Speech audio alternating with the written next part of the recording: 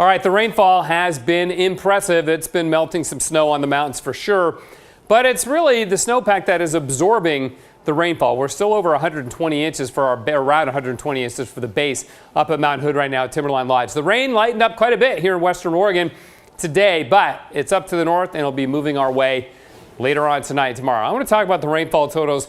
These first three are from Monday through today, so 4-day totals. Astoria 6.12, most of that came today, over 4 inches of it. And if you add on Sunday, they're over 7.5 inches since Sunday through today. Portland Airport over 3 inches. Right here in downtown Portland at KGW, over 4 inches of rain in the last 4 days.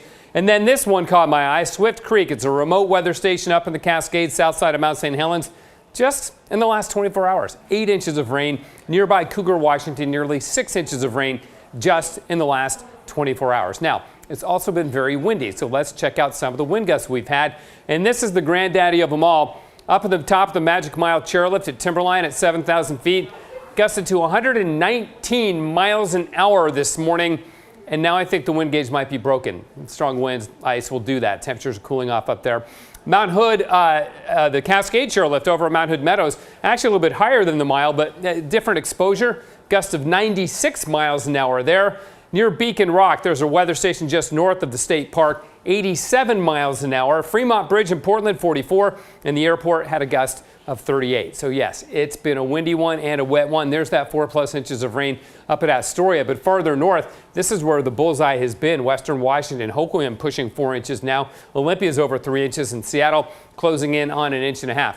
Warmed up though, I tell you what. It's 55 in Troutdale right now, but they made 58 this afternoon. Still, that stubborn, cool air over in the Hood River Valley hanging on. Underwood at 33, but Trout Lake has warmed up to 41. What will happen is you get the warmer air aloft, and through turbulent mixing, it'll mix out that cold air in the valley. Check out Parkdale at 51, while Mosier's still stuck at 31. So it'll just take a little more time, but the cold air, your hours are numbered there. We've got a high wind warning on the Oregon coast and still a flood watch in the valleys because of all the rain, and the chance of mudslides will continue. Over in the Cascades, there's a winter storm warning for Friday. We're going to get some decent new snow. So on top of this crusty snow that's happening now because of the rain, well, it'll be all freshened up. Should be good skiing this weekend. This is the storm that's rolling on in. We're going to get some development down here that rolls on through and increases the wind tomorrow, and will put an end to the warm weather and drop the snow level back down to about 3,000 feet. You can see that even in the morning. We're beginning to get snow in the Cascades. Then there's a lot more, and the rain finally breaks up here in the valleys. Saturday, Sunday, both of which should be dry. Maybe a sprinkle on Saturday morning, but most of the weekend will be dry and quite pleasant. We will pick up an east wind as we go into Sunday and Monday, and perhaps a sprinkle Monday or Wednesday, but not looking for a lot of rainfall. No big storms coming our way next week, but we still have to get through tonight and tomorrow. There's going to be another ½ inch plus of rain in Portland and another inch at the coast and the Cascades.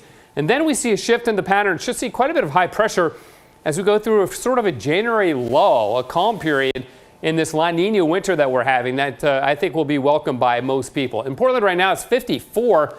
Freezing level jumped up to 8,500 feet. Very high for this time of the year. All right, then tonight, the rain and the wind will increase as we go into the overnight hours. And then very rainy tomorrow with gusts of 45 miles an hour. We're under a wind advisory into tomorrow morning. Then highs in the 40s, lows in the 30s. And again, all the drama will end, at least for a while, once we get through tomorrow.